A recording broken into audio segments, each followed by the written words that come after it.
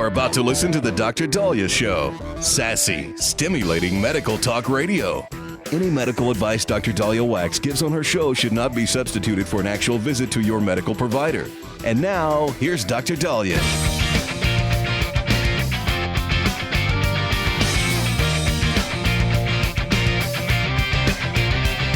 All right. We are back on the Dr. Daliah Show. Thank you all for tuning in. 1-877 Dr. Daliah, 1-877 DOCDALI. So if you have a senior parent or somebody in your household that is getting up there in age, you struggle with what resources you have where you live. And it blows my mind how much of a disparity there are between states, where some states are much better for your senior loved one to live in than others. And I think all states need to get their acts together because everybody can't move to the top ranking states. Let me give you a list of some of the states. And of course, it depends on which survey. But according to, let me see here, this Medicare guide, they say by 2050, 20% of the U.S. population will be over the age of 65. We have 10,000 baby boomers turning 65 every year. Medicare Guide is a healthcare.com educational resource site, and they looked at drug prices, doctor availability, life expectancy to rank all 50 states and Washington, D.C. Coming in number one was Minnesota. Number two was North Dakota. Number three was Massachusetts. Number four was California. And number five, Nebraska. The top five states, Minnesota, North Dakota, Massachusetts, California, and Nebraska, due to cost, quality, access. For those of you who live in Nevada, like I do, we didn't rank that high. Nevada kind of ranked, I think, 37. At the bottom of the list was Oklahoma. Then came Georgia, District of Columbia, Mississippi, and Louisiana. Come on. That's not right. We really need to have, these states, offering, having cost, quality, access improved. But where it stands, states really differ. According to Senior Living, they also ranked the best states to live. If you're a senior, Florida ranked high overall. Now, what they did is they looked at the cost and access to healthcare, cost of living, tax burden, lifestyle considerations.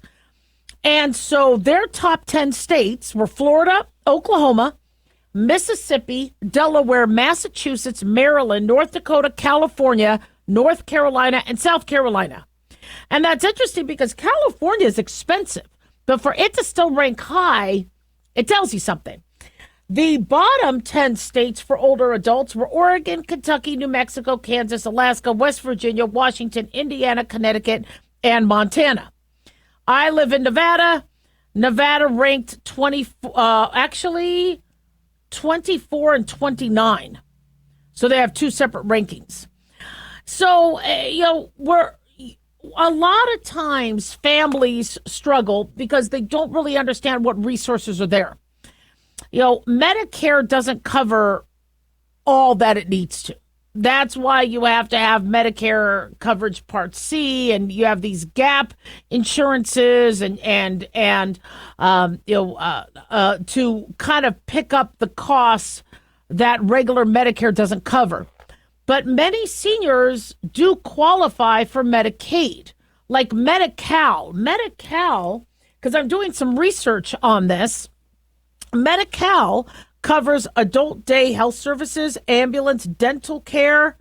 See, Medicaid does too. The dental care that might not get covered with Medicare might get covered with your Medi-Cal or your Medicaid. And so people with Medicare who, let's say, do not have, according to Medi-Cal, your monthly income must not be more than $1,800 for an individual and not more than $2,400 for a married couple. And if you get Social Security, you're automatically eligible for Medi-Cal. And Medi-Cal offers a lot of the extra protections that Medicare doesn't. And so I think there's a lot of people not understanding that there's benefits that they could access. Now, why isn't this advertised? Why don't people know more about this? Well, because, again, if the state doesn't want to spend the money, they're not going to sit there and advertise, look, we'll spend the money. They're going to want to allocate whatever resources. If you don't call them, they're not going to go and find you saying, here you go. But you do need to be aware, and you do need to do your research, because I'm seeing families really, really struggle to figure out how to afford and take care of their family members. And so there are options. Now, do you move? Do you move to a state that has better services? Well, it depends on what your family member needs. If your family member is close to the grandchildren or close to whoever, they should be where they want to be, obviously. The weather, you got to look at the weather. If snow or severe heat is not safe, for your loved one, you got to move them. You got to get them to an area that's safer. You have to also understand that this is going to be their next chapter. And their next chapter may involve the younger grandkids. They may involve working on their hobbies. They may involve retirement. They may involve travel. I know a lot of people that are actually moving to California. Now, you would think everybody is escaping California. According to this, for seniors, it's still pretty reasonable for seniors compared to others. I don't see it because I think the apartments are pretty expensive. But people are moving to California because they're able, or they're moved to the East Coast because it's easier to travel. Florida's great because you don't have the snow, but why a lot of people go there is because now they have access to the Bahamas, to the Caribbean. They could take these cruises. Same thing with California. And so these are things that older people and the younger people have to talk to the older people about. If you live in Kansas and it takes you 3.5 flights to get where you want to go, you're not going to travel. You're going to be isolated.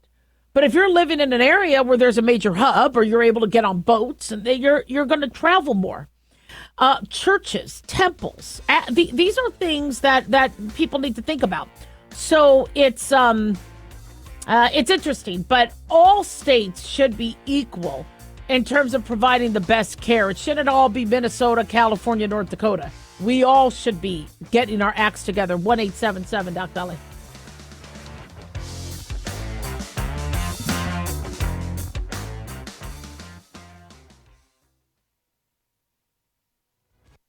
This is an urgent announcement for anyone that's $10,000 or more in debt. Before you make another minimum payment, you need to know there are special programs that can completely free you of your debt. Total Financial Freedom can help you become debt-free in months instead of years. Resolve your credit card debt, signature loans, department store cards, internet loans, and timeshares. Call Total Financial Freedom now at 800-878-6020 for a free consultation. For 16 years, Total Financial Freedom has helped thousands get out of debt. You can feel confident when calling because Total Financial Freedom is A+ rated by the Better Business Bureau. Battling for years and years stuck in the endless cycle of minimum payments could take decades. You have the right to get your debt resolved and substantially reduce your monthly payments. Call Total Financial Freedom now at 800-878-6020. That's 800-878-6020. 800-878-6020.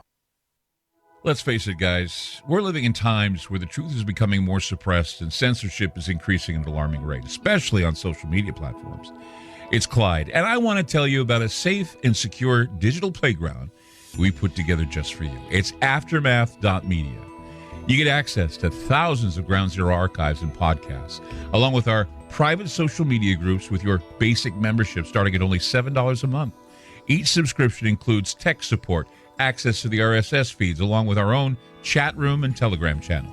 In addition, the premium membership includes research study groups, webinars, a document and movie library, a live video stream of Ground Zero, a monthly Zoom chat with me, and other bonus content. Be sure to check out our yearly specials as well. Sign up today while you're thinking about it. Sign up at aftermath.media. Again, that's aftermath.media.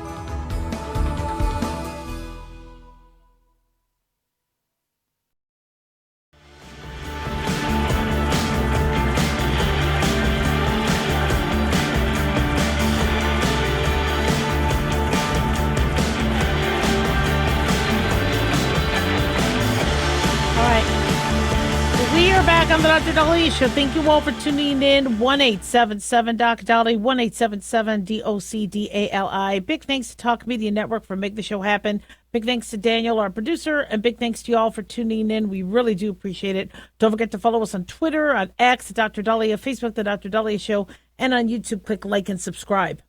So one thing that has perplexed me as a doctor and as somebody who's aging is how some people in their 50s and 60s and 70s don't look their age. And others age poorly. Or they, look great. And then all of a sudden, boy, does age catch up with them. And you think to yourself that aging should be linear. That for every moment in time, you then age a certain amount, and that certain amount is fixed for every moment in time, and it doesn't work that way. And I understand that as a doctor, but I forget because I am just blown away at how I'm seeing other people age. And they start to age exponentially after certain events. And so if we could identify how to change that watershed moment, we may be able to slow down precipitous aging.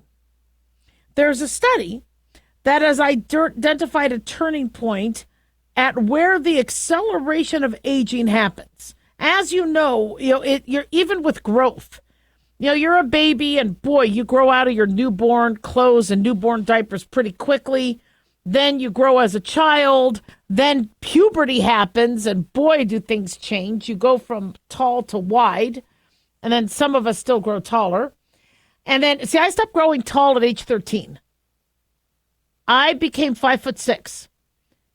And then I went from an A cup to like a C cup. I mean, it was like, whoa. It was scary. No, I think I went to a B cup, and then that just changed drastically. And that did not accelerate linearly like I needed it to. That was pretty exponential there. So the study identifies that the turning point is roughly around our 50s, which I don't think is groundbreaking.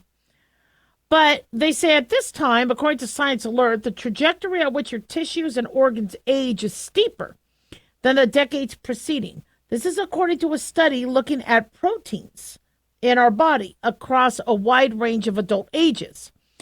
And get this, they say our veins are among the fastest to decline. They said based on aging-associated protein changes, we developed tissue-specific proteinomic age clocks and characterized organ-level aging trajectories. Temporal analysis, I know, I'm half asleep also just reading this. Temporal analysis revealed an aging inflection around age 50, with blood vessels being a tissue that ages early and is markedly susceptible to aging. They said, together our findings lay the groundwork for a systems-level understanding of human aging through the lens of proteins. Now, humans have a longer lifespan to most other mammals, but we still do get organ function loss, whereas some animals might be healthy until they rapidly descend. With us, we could stay on Earth longer, but we might have organs that start to fall apart. Well, remember, now we have medical interventions.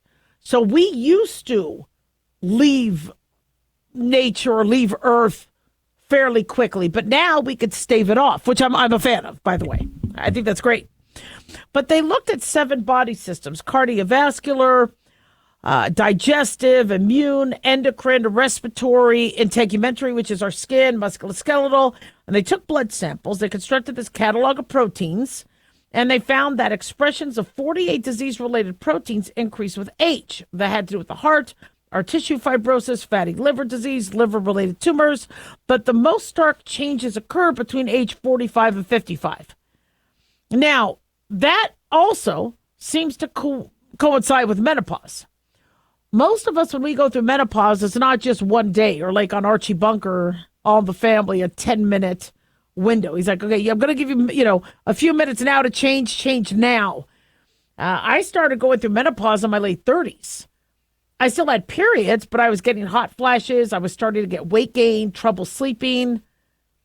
So my menopause stint went for, I don't know, still going, but over like a 10, 12-year span. And I noticed I started to age quicker with that. Well, men, too, go through a type of menopause. They don't necessarily lose their testosterone at the same pace, but some of their hormones drop. They do start to lose some of their muscle mass. And so I do think that's a part of it. But is there something else to us being 44 or 45 or 55? Other researchers found you have two peaks in aging, one around 44 and one around 60, where even though you might seem to be turning the page and aging quicker, there might be little plateaus.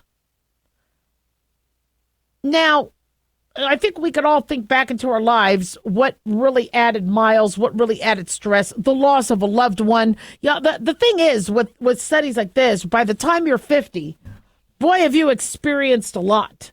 Another thing that happens oftentimes when you're in your 50s is your kids move out. So what kept you young in terms of going to Disneyland or going to the park or hanging out with them, or, now they're gone, so you're watching TV and you're going to bed. That changes you. And so I look at my friends, and I have a lot of friends in their 40s and 50s and 60s and 70s. And the ones that stay active look younger.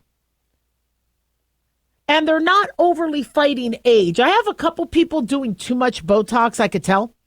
But for the most part, they're wearing comfortable clothes, but still stylish. They're keeping themselves in good shape. They're exercising. They're getting some sun. And they explore, whether it's going camping, whether it's, going hiking. I love my husband, but he's not very big into exercise. He used to play water polo and backpack and things like that, but throughout our marriage, I've usually been the one that's the exerciser. And so we go to Boston for a wedding, and I want to go up the eastern seaboard, go to Maine, and there's Acadia National Forest. We could go hiking up there. I don't want to hike. It's vacation. And see, to me, I want exercise on every vacation. Because if I can't go to the gym, then I want to exercise. Now, he loved it. I got him to go, and we were there with the kids, and thank God my sons are like, I want to hike. So but you could combine vacation with walking. If you do a trip to Europe, walk all over the place. Same thing with Hawaii, swim, go. But if you camp, you got to exercise. You got to walk around. And having a dog helps. But we start to give into age because our knees hurt. Trust me, my knees are shot. I know I'm going to need a knee replacement soon.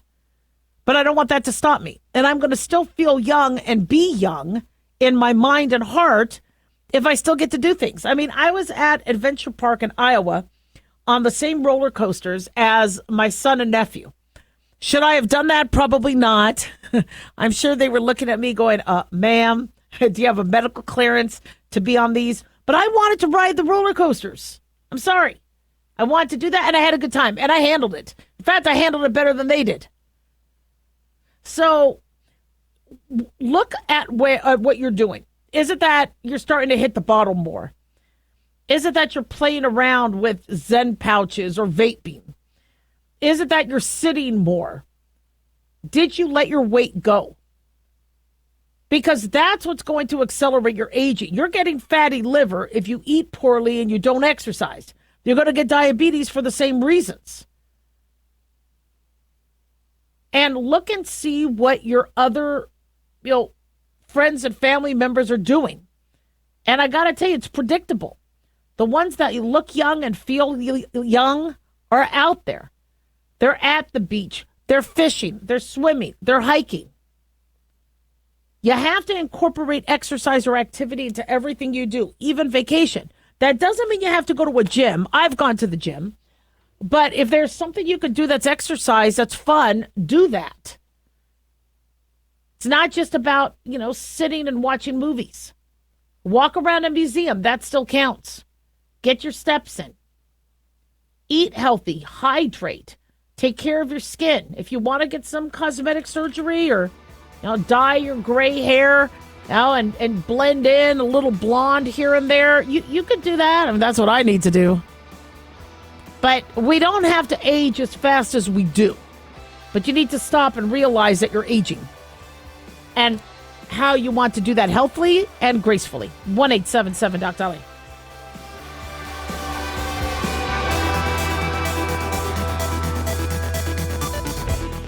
Hi guys, Dr. Daliah here. Addictions can sneak up on us and come in many forms, whether it's drugs, alcohol, sex, video games, porn, or something less obvious such as food, internet, or shopping. Addiction can seem innocent at first and then evolve into an insurmountable evil. In our book, Addiction Basics, Caitlin Kalikas and I dive into the common addictions and provide tips for identifying and preventing these before they sneak in and take over our lives. Addiction Basics can be found on Amazon or my website, drdaliah.com. Check it out. Lisa Wolf here to tell you about our newest website for old-time radio lovers. It's 100radioshows.com. At this site, there are 5 old-time radio shows waiting for you to download free as our gift to you. And be sure to browse the additional 700 old-time radio shows available to you for 70% off by using the promo code RADIO at checkout. This is a limited-time offer, so log on to 100radioshows.com. That's 100radioshows.com.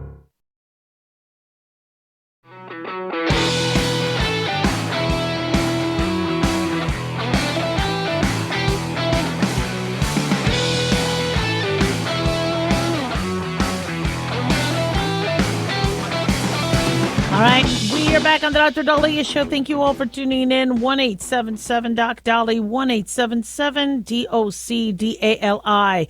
So one thing I love about this administration, and I love about Robert F. Kennedy Jr.'s Health and Human Services Division, is that they are looking into things we've been doing pretty ubiquitously in health and giving it a second look. Do we really need to recommend COVID vaccines to 6-month-olds at this point in time? Do we, let's relook at what we're doing. Well, one thing they are looking at is antidepressant drugs in pregnant women. And are they affecting the babies? Now, NPR has a headline today saying an FDA panel spread misinformation about SSRI use in pregnancy, and doctors are concerned. Spread misinformation. The FDA panel is not spreading misinformation.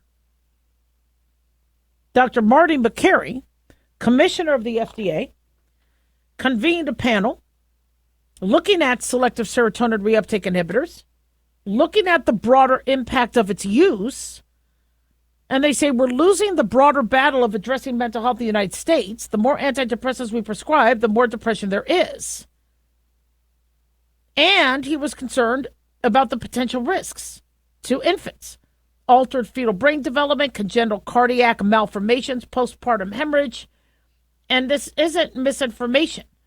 If you look at a National Institutes of Health study, a review of maternal, fetal, and neonatal risk and benefits, they say SSRIs in late pregnancy have been linked to prematurity, persistent pulmonary hypertension in the newborn, respiratory distress syndrome, feeding problems, jaundice, endocrine and metabolic temperature regulation disorders, hypoglycemia, neonatal convulsions. SSRIs have always been known to slightly increase one's risk of preeclampsia, postpartum hemorrhage, preterm delivery. There's also something called neonatal adaptation syndrome. Johns Hopkins Medicine has a piece on this where they were looking at risks of what these SSRIs could do. And they say that they say about 30% of babies whose mothers take SSRIs will experience neonatal adaptation syndrome. This could cause jitteriness, irritability, and respiratory distress, among other symptoms. Now, they don't know if it's a baby's withdrawal from the SSRI because they're getting the drug so much in pregnancy, or if there's something else going on. Now, they have seen neonatal adaptation syndrome in babies whose moms didn't take the SSRI, so they need to study this more. But that's not misinformation. That's why don't we study it more? Now, of course, the left is going to have a problem with any single thing this administration does or suggests, even if it's coming from somebody as well educated as Marty McCary. But, I do notice a lot of pregnant women are on SSRIs. And selective serotonin reuptake inhibitors do help with anxiety. They do help with depression. But I've never seen so many pregnant women on them. And it does make you wonder how safe this is. Now, the school of thought among clinicians is if somebody has depression, they are well managed on these medications. You don't want to take them off because depression could stress the fetus. So if somebody has had depression, they've been managed on these medications, they can continue. Just like if you're a runner and you get pregnant, they'll still allow you to run. You'll have to slow things down if they want you on bed rest or if they think the baby's getting affected. But if you exercise before, we want you to exercise during pregnancy. If you're well maintained on your antidepressant medication, we might have to switch it to something safer, for pregnancy, but we'll keep you on it. But the question I have, which has to be also reviewed by the FDA, is do we have women who become pregnant and then while they're pregnant, they start to go through some mood changes? Think of that. And the doctor feels that they need to be medicated. Now, I was very, very lucky. I never had depression before the pregnancy, during the pregnancy, or after. Now, one reason why is I think I exercised throughout the pregnancy. And I didn't have fun pregnancies. My first pregnancy, I had stabbing pain in the pelvis for most of it. It was uncomfortable as hell. It was scary at the end. I was in labor for 5 days. In fact, day 3, they sent me home because I wasn't really doing much and I wanted to see the dog and they needed the bed. 5 days of labor with my first. Second one was like 4.5 to 5 days, but not as severe because the last day baby came out a little quicker than, but we had, some issues with not enough fluid, etc. And it was rough. The pregnancies were rough, but maybe it's because I kept busy. Maybe it's because I worked. Did I get a little tearful? I think I watched a Disney movie and it made me cry, but I didn't really have mood swings. I remember craving pickles once. I was on my way to my ER shift, and my husband actually drove me because I was kind of late in my pregnancy, and I was working in, actually it was an urgent care shift that was about an hour and a half away. So my husband decided to drive me because I refused to not work, to quit. I wanted to work. I remember stopping in Searchlight to get some pickles. I think I needed the salt. But other than that, I didn't, so I can't speak for somebody who gets new onset depression while they're pregnant. You're not sleeping well. You're uncomfortable. You're scared to death that something could be happening to your baby. The family and the in-laws are always bugging you. Everybody's touching your stomach, which I couldn't stand. I do not want you touching my stomach. That really bothered me. But everybody wants to touch a pregnant woman's stomach. It didn't feel good. Your boobs hurt. And then there's not really a lot of light at the end of the tunnel because you're going to have hours upon hours of grueling pain with labor. So it's not easy. But does that mean we need to be on antidepressants? Well, if somebody has depression and they may take their life, we want to have them as comfortable as possible, and we will give them an SSRI. But are we medicating too quickly? I went through a lot of ups and downs in my life, and I didn't use medication. And maybe it gave me a resilience. And I'm not saying everybody else has to do that. But I just thought when your dad dies and your grandmother dies and you have family that screws you over and you have, a friend that committed suicide and you go through things that, you like, that's what life is. You're going to have some bad days. I'm not going to be able to sleep through a funeral. I have to go to the funeral. I have to be there to help, I got to support the family. I still have to work. I still have to. And so, for me, I thank God, but I had strength. I prayed a lot. I think God gave me a lot of strength. I went to 12 schools. I remember being really mad that I had to give up my class offices because my parents wanted to move again for my senior year. Not for my senior year, just they lost money and they had to move again. I don't know what they were doing. And I remember I asked God to go give me strength because I don't know how I could do this a 12th time. And he made me feel numb. And I was able to go through it with the numbness, deal with the move, help with the move, not get my parents all ticked off, not get beat, get through it, and, make the best of the situation. So what the FDA needs to do is, one, are these medications affecting the fetus? Two, are we being too quick to put somebody on depression medications? Number three is, are we adequately managing the depression? Are we doing the therapy? Are we helping with the nutrition? It's a comprehensive care plan when we deal with depression. 1-877-DOC-DOLLY. Don't go away.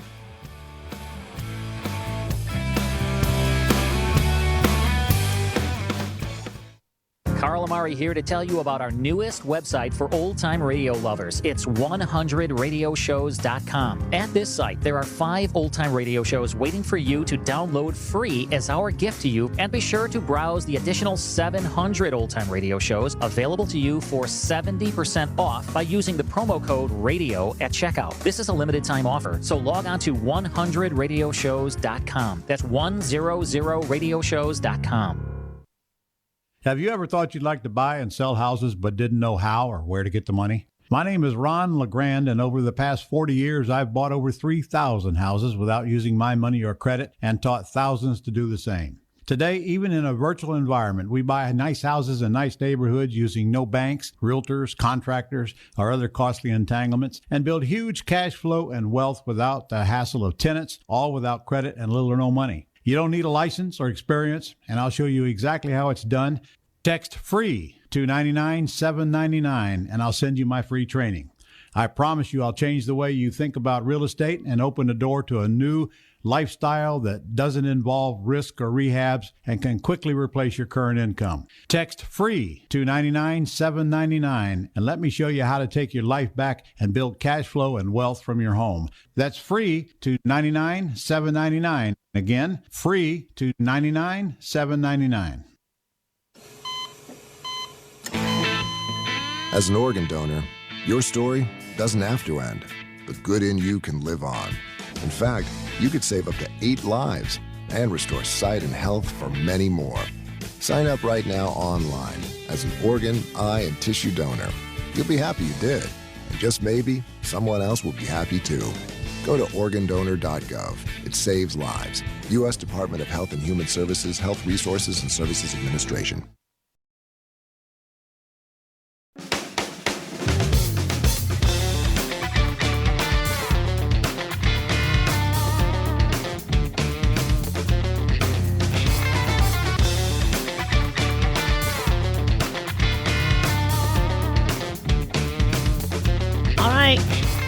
We are back on the Dr. Daliah Show. Thank you all for tuning in. 1-877-DOC-DOLLY, 1-877-DOC-DALI. Matthew, one of our listener asks, how do I feel about medical schools dropping grades?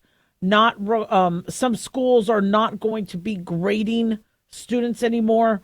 The pass-fail for the boards. How do I feel about all that? So I'm a little mixed.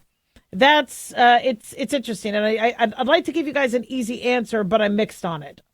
On one end, the grades. The reason why we look at grades, and I've interviewed students for medical school, and I've helped pre-meds get their applications ready to go, and I've taught. Grades help if it's a consistent method to grading.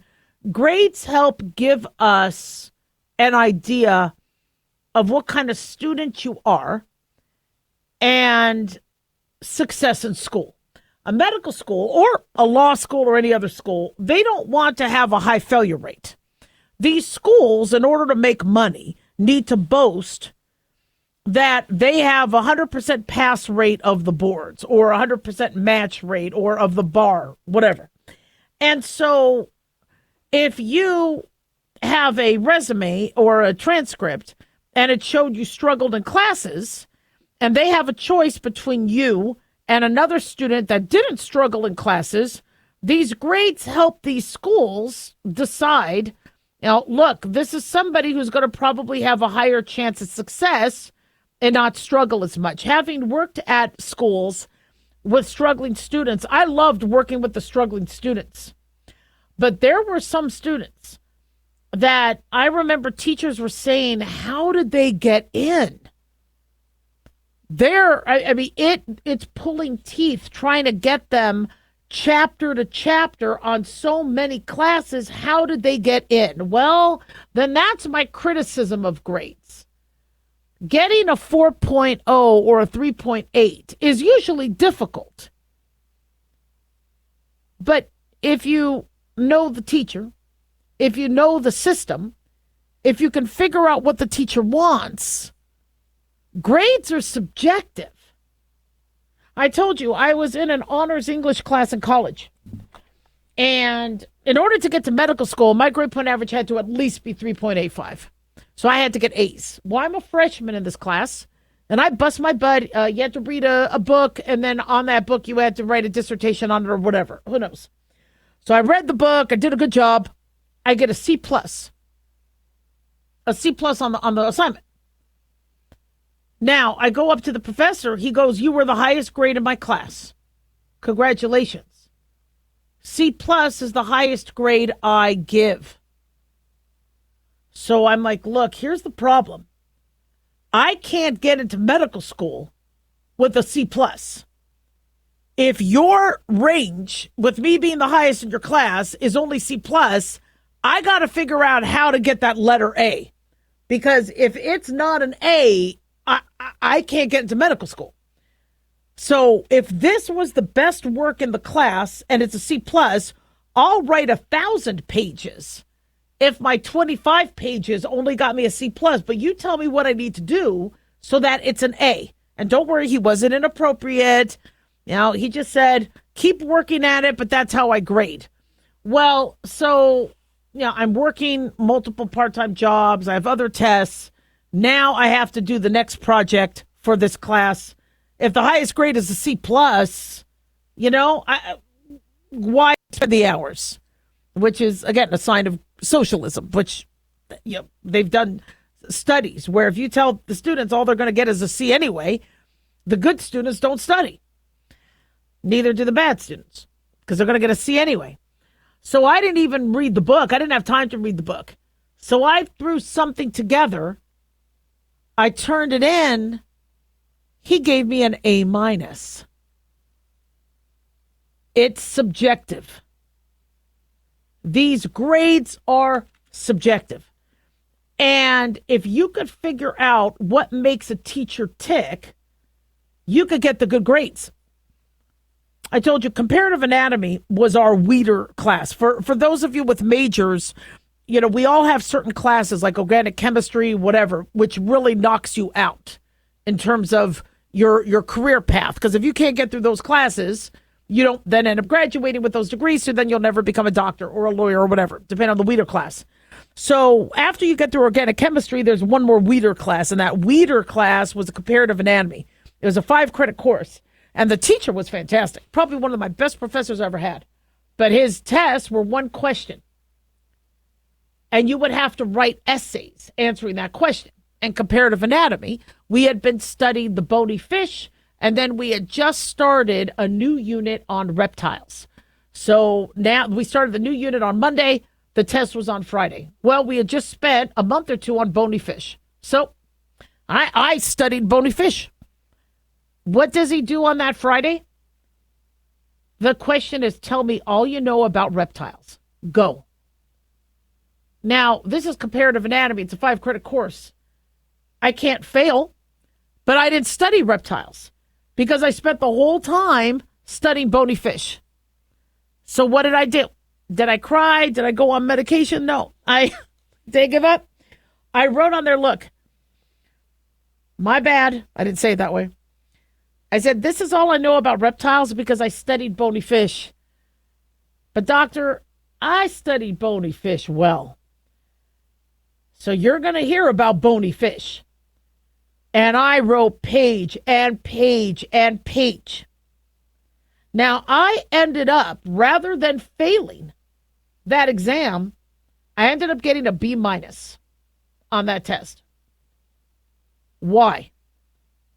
Because what made him tick was that, that he needed to know that we took his class seriously. We took the material seriously. And I was thinking in my head, how could you fail somebody who has pages of all the stuff they learned?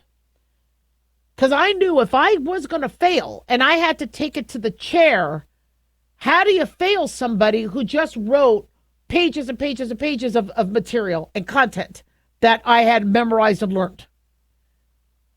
And luckily for me, he gave me a B-. I ended up doing well in the class overall, but it's subjective. And so does that mean somebody with good grades knew how to play the game? Does it mean they understand people?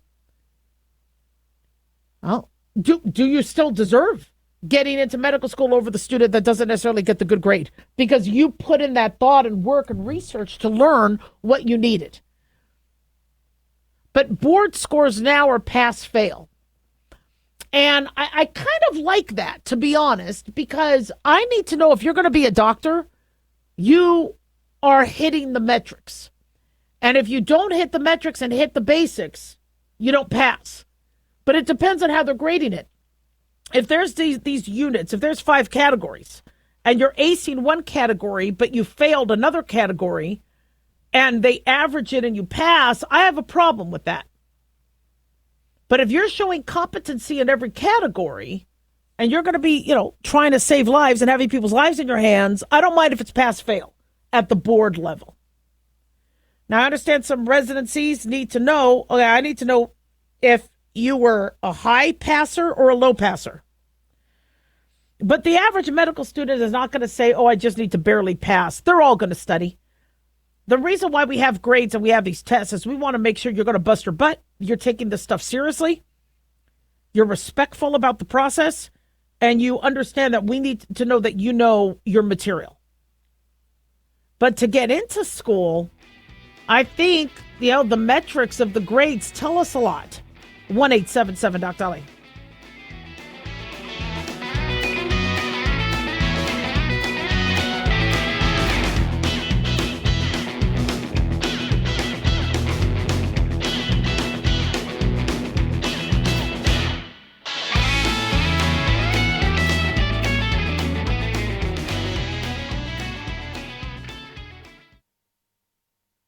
Dr. Daliah here. Are you tired, burned out, gaining weight, succumbing to the daily pressures of life? Well, how's your dopamine doing? How you feel right now, how you'll feel an hour from now, and how you'll feel next week is completely reliant on your dopamine.